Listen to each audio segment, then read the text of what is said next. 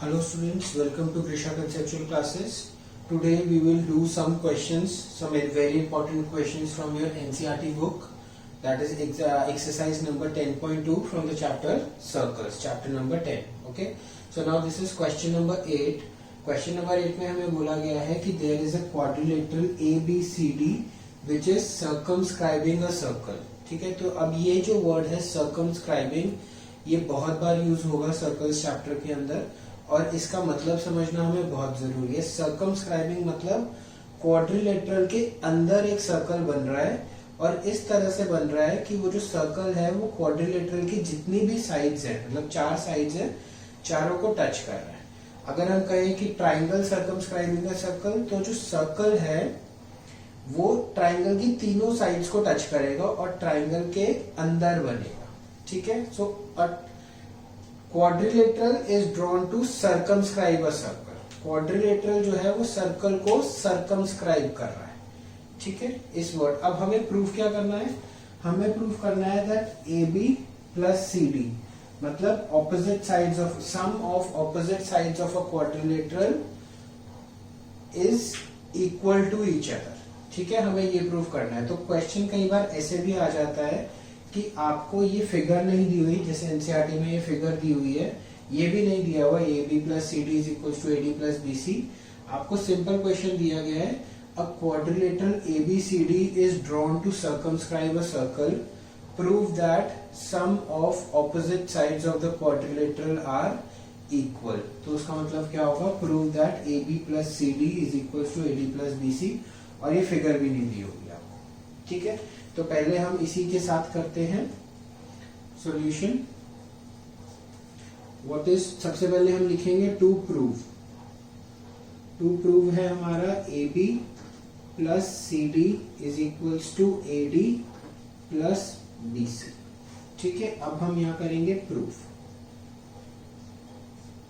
अब सर्कमस्क्राइबिंग का मतलब क्या है कि ये जो सर्कल है AB को टच कर रहा है P पॉइंट पर, BC को Q पर, CD को R पॉइंट पर और AD को S पॉइंट पर।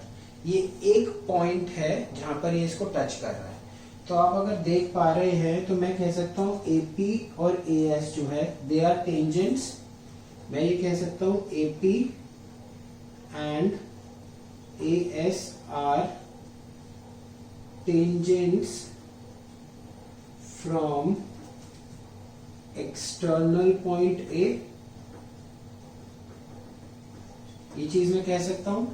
तो इसका मतलब क्या है?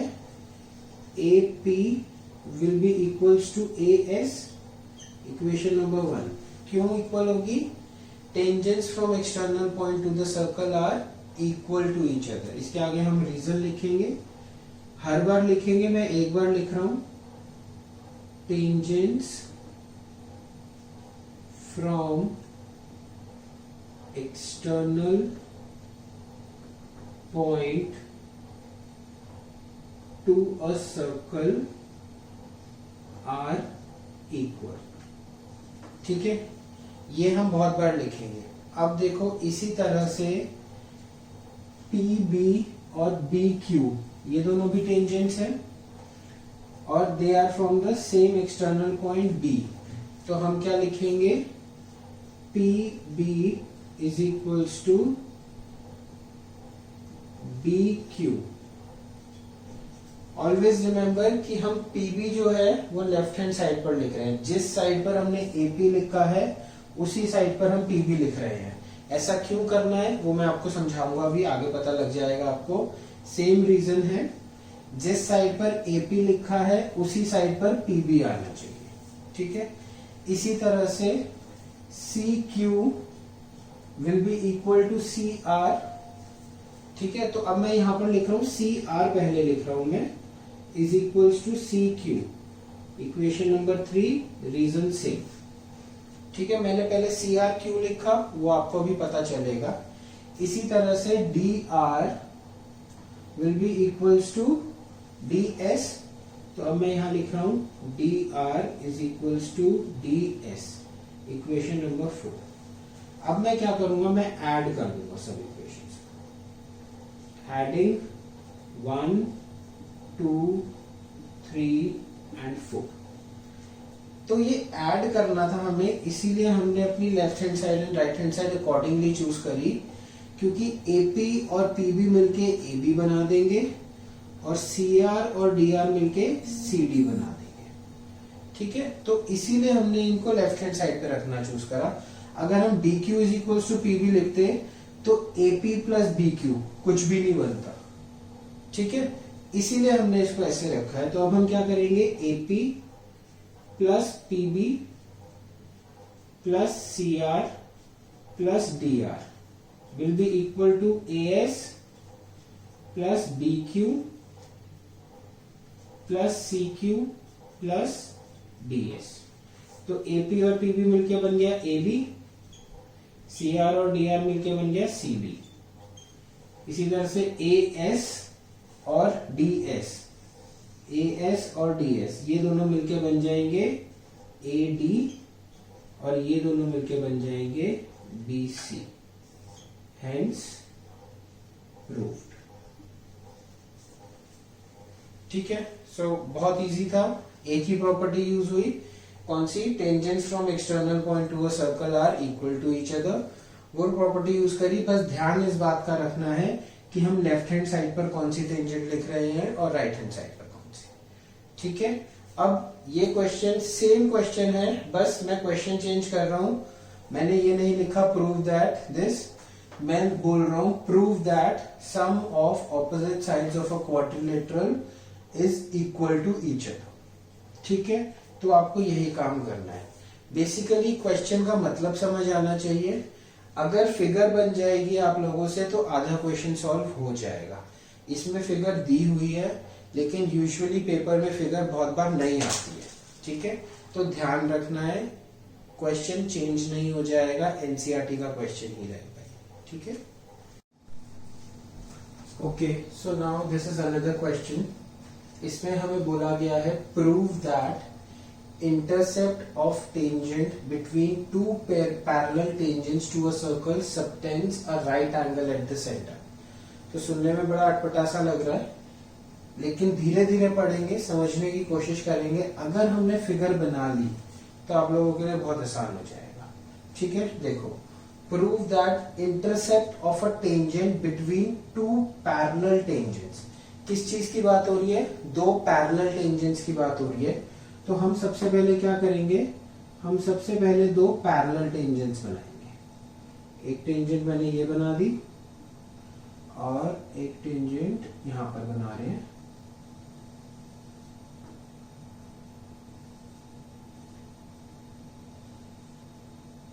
ठीक है, ये दोनों टेंजेंट्स क्या है, आपस में पैरेलल है। Okay, prove that intersect of a tangent between two parallel tangents. इन दोनों टेंजेंट्स के, जो ये दोनों पैरेलल टेंजेंट्स है, इन दोनों पैरेलल टेंजेंट्स के बीच में भी एक टेंजेंट है। तो वो बीच वाली टेंजेंट हम ये बना देते हैं।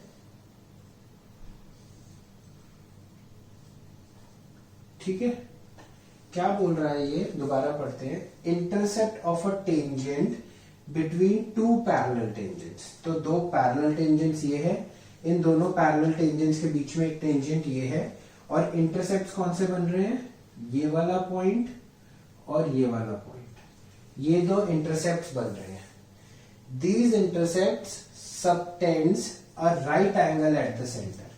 तो अगर मैं इन दोनों इंटरसेप्ट्स को सेंटर से ज्वाइन करता हूं,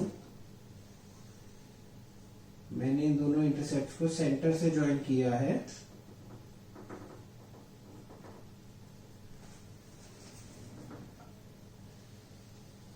तो ये वाला जो मेरा एंगल है, ये एंगल मेरा क्या होना चाहिए, 90 डिग्री का होना चाहिए। ठीक है, अब आप लोग अपना अपनी एनसीईआरटी बुक्स ओपन करिए और उसमें देखिए क्वेश्चन नंबर 9।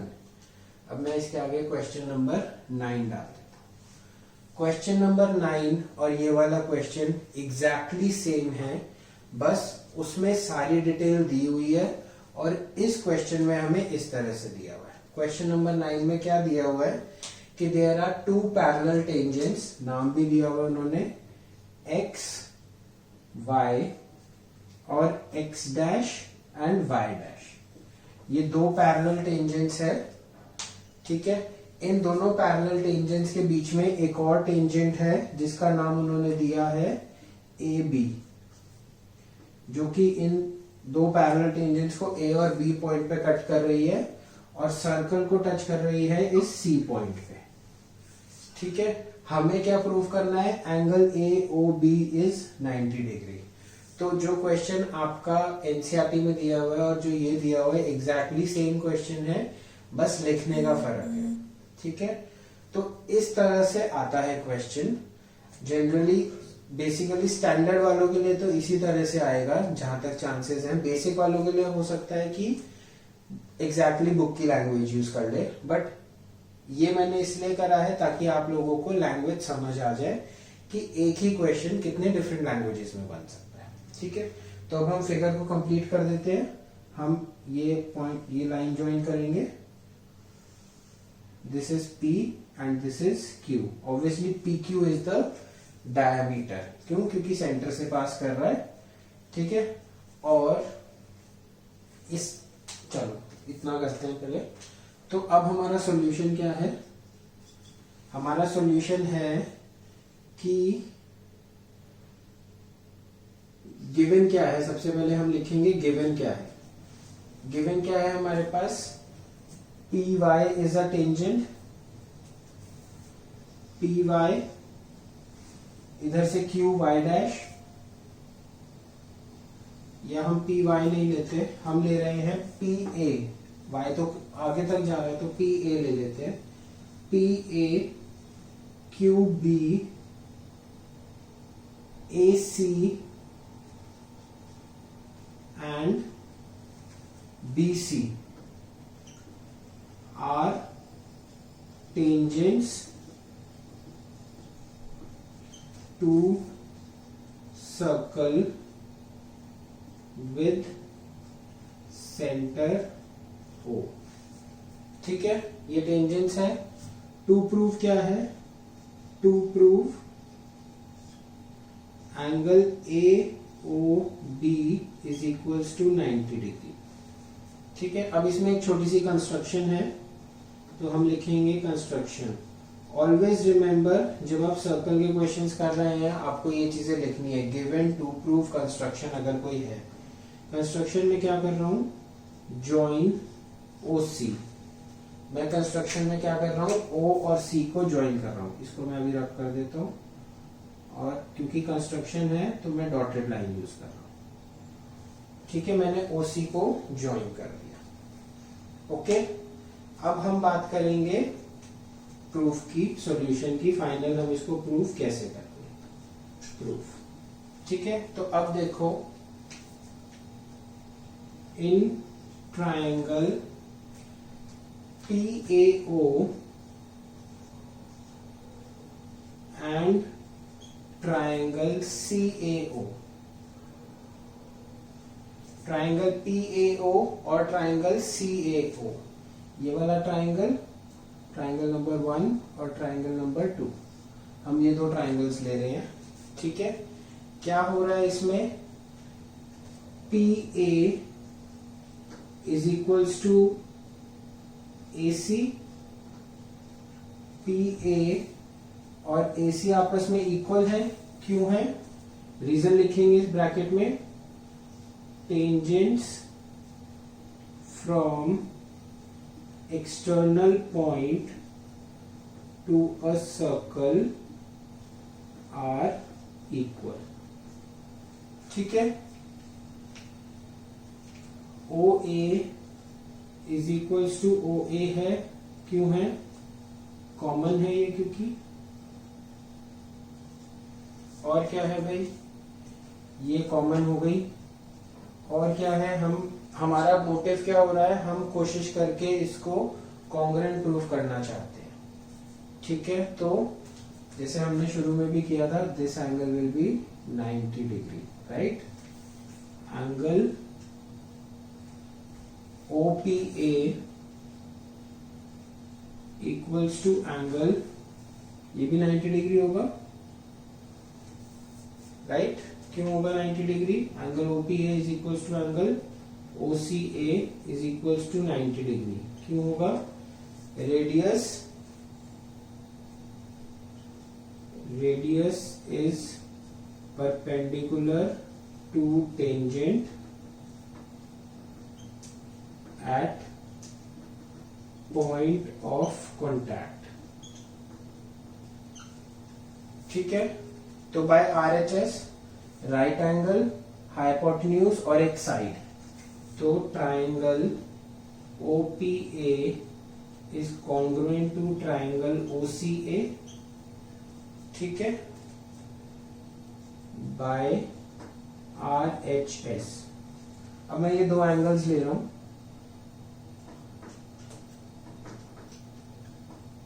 1 और 2, तो therefore angle 1 is equals to angle 2 by CPCT।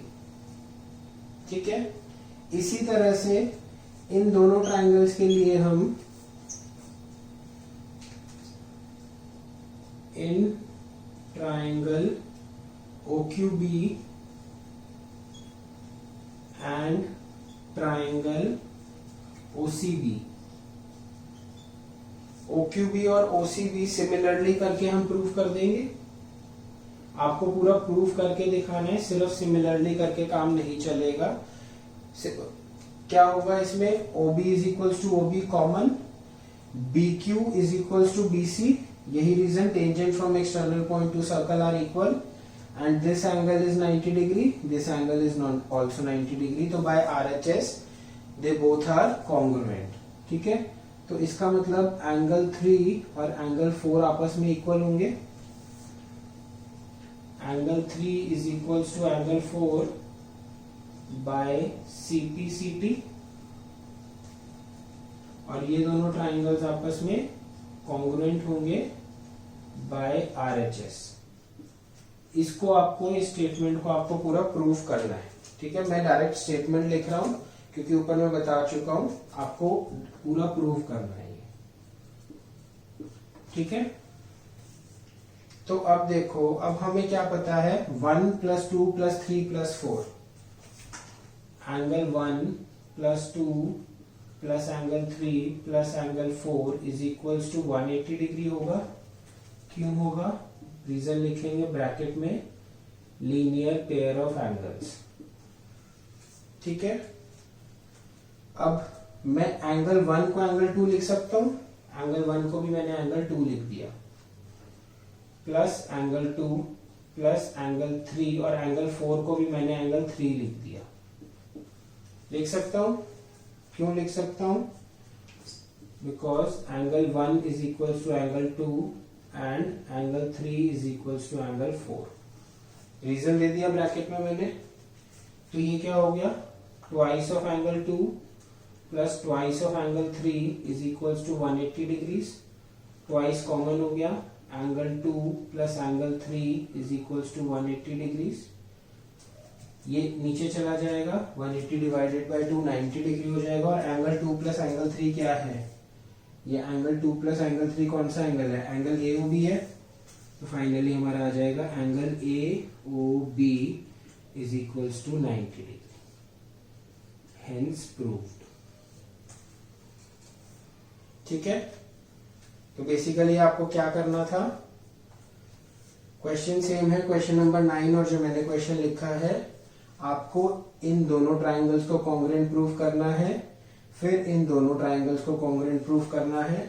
Congruent proof करने से ये एंगल्स आपस में इक्वल आ जाएंगे, 1 और 2 इक्वल आ गया, 3 और 4 इक्वल आ गया। ऐड किया, 180 डिग्री लीनियर पेयर बना रहा है। 1 और 2 को ट्वाइस ऑफ एंगल 2 लिखा, 3 और 4 को ट्वाइस ऑफ एंगल 3 लिखा, 2 कॉमन लिया, 90 डिग्री प्रूफ कर दिया। Okay, so I believe this was also easy provided you practice. All right, so now we'll be doing question number 13 because it is very much similar to what we did in question number 9.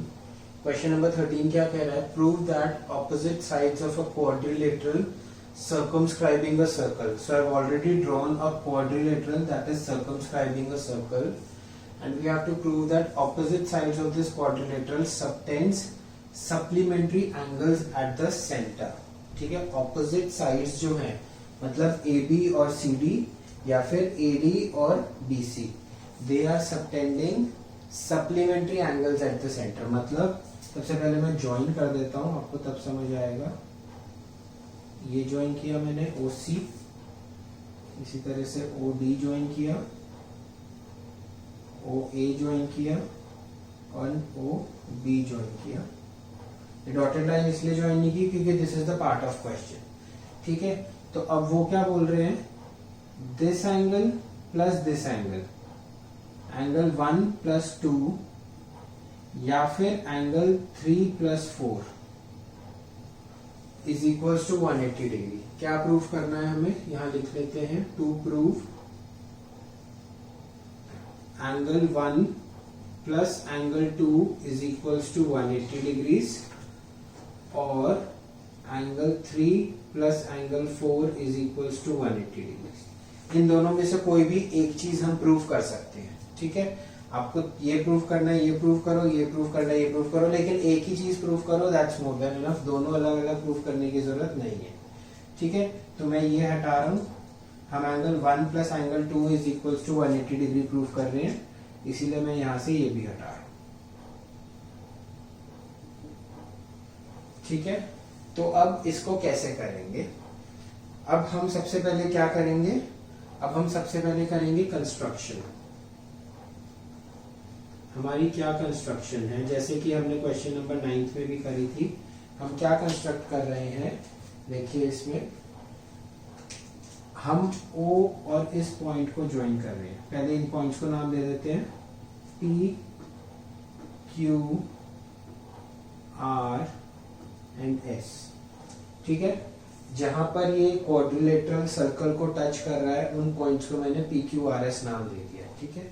अब मैंने क्या किया, O को Q से join कर दिया, इसी तरह से O को मैंने P से ज्वाइन कर दिया, O को S से ज्वाइन कर दिया एंड O को R से ज्वाइन कर दिया, ठीक है। इसमें कोई डाउट, ओके। अब हमें क्या करना है, अब हमें वही काम करना है जो हमने 9th क्वेश्चन में करा था। कंस्ट्रक्शन में सबसे पहले क्या लिखेंगे, join OP, OQ, OR and OS, ठीक है। अब हम प्रूफ करेंगे, हाँ जी। अब इसको थोड़ा सा चेंज कर देते हैं,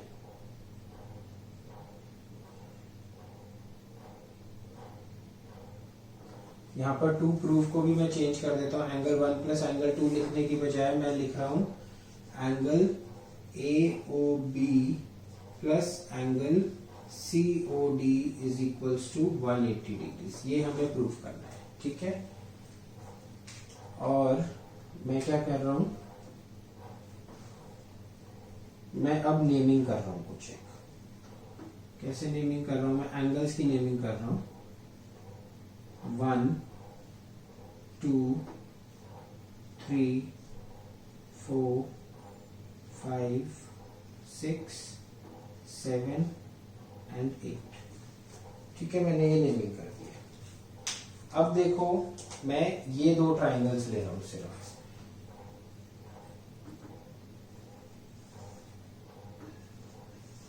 triangle A and triangle B, ठीक है। मतलब ट्राइंगल A और ट्राइंगल B कौन से ट्राइंगल्स है, ORC and OQC। In triangle ORC bracket में मैंने A लिख दिया एंड ट्राइंगल OQC ब्रैकेट में मैंने B लिख दिया। सेम चीजें करेंगे, CR is equals to CQ, CR is equals to CQ।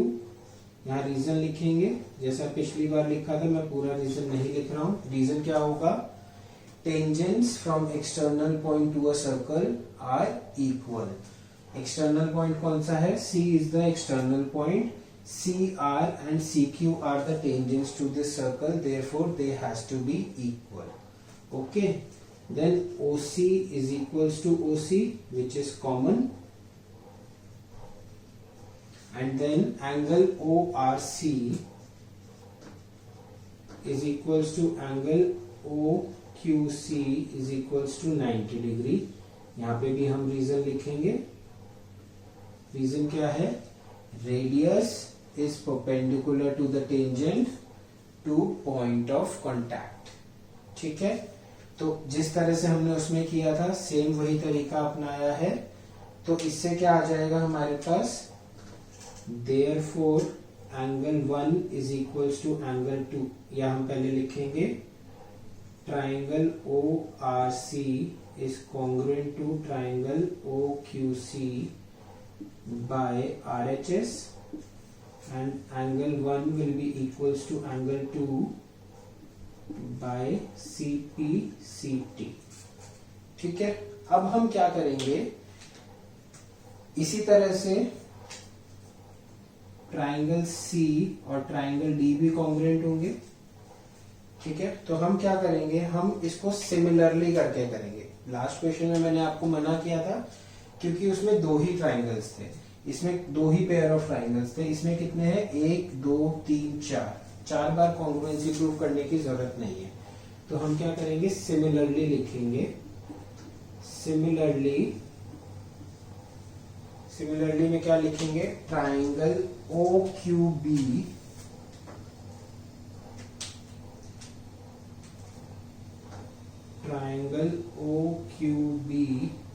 is congruent to triangle OPB by RHS। ठीक है, therefore angle 3 will be equals to angle 4। This is our equation number 1, this is equation number 2 by CPCT। ठीक है, इसी तरह से triangle next क्या है? OPA is congruent to triangle OSA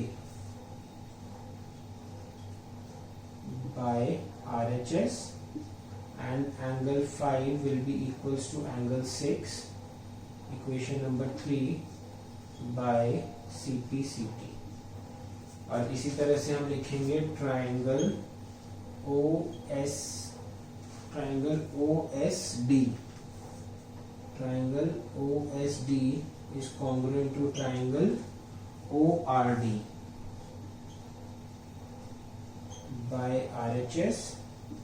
तो angle 7 is equals to angle 8, equation number 4 by CPCT।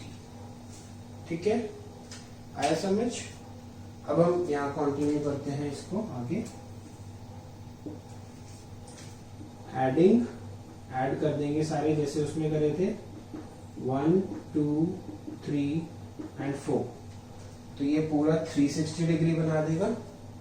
क्या होगा?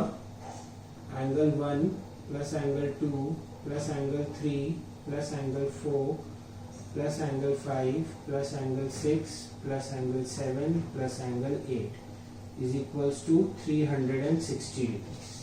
ठीक है, अब यहाँ पर थोड़ा सा दिमाग लगाना है। अब हमें पेयरिंग इस हिसाब से करनी है कि हमें 2 एंगल 1 मिल जाए। ठीक है, तो एंगल 1 और एंगल 2 इन दोनों को मिला के मैं क्या लिखूंगा? Twice of angle 1। ठीक है, अब मेरे को कौन कौन सा एंगल चाहिए? मेरे को ये पूरा एंगल चाहिए 1 और 8 वाला, और 5 और 4 वाला एंगल चाहिए मेरे को। ठीक है, तभी हमारा ये पूरा होगा AOB और COD। तो हम सब चीजों को एंगल 1, एंगल 8, एंगल 4 और एंगल 5 की टर्म्स में लिखेंगे। ठीक है, तो एंगल 3 और 4 आपस में इक्वल है। एंगल 3 और 4 को कलेक्टिवली हम क्या लिखेंगे? ट्वाइस ऑफ एंगल 4 लिखेंगे। ठीक है, इसी तरह से 5 और 6 को हम क्या लिखेंगे? ट्वाइस ऑफ एंगल 5 लिखेंगे। और 7 और 8 को हम क्या लिखेंगे? ट्वाइस ऑफ एंगल 8 लिखेंगे। This will be equals to 360 degree. ठीक है, तो हमने पेयरिंग इस तरह से करी है कि हमारे जो हमें प्रूव करना है वो चीज हमारी प्रूफ हो। हम दूसरी तरह से पेयरिंग भी कर सकते थे, किसी को ट्वाइस ऑफ एंगल 2 कुछ भी लिख सकते थे, लेकिन फिर हमारा प्रूफ नहीं होगा। ठीक है, तो पेयरिंग उस तरह से करेंगे। तो अब 2 कॉमन आ रहा है, 2 कॉमन ले लेते हैं, एंगल 1 प्लस एंगल 1 के साथ कौन सा एंगल आ रहा है 8, तो हम एंगल 8 को पहले लिखते हैं, angle 8 plus angle 4 plus angle 5 is equals to 360 degrees.